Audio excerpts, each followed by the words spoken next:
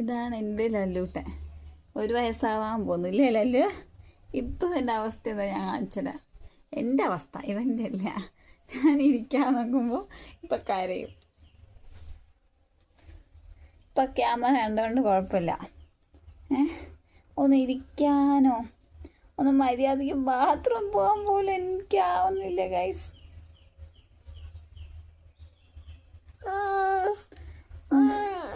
വേണ്ട, ഒന്ന് മര്യാദയ്ക്ക് ഉറങ്ങാനോ ഒന്നിനും പറ്റുന്നില്ല.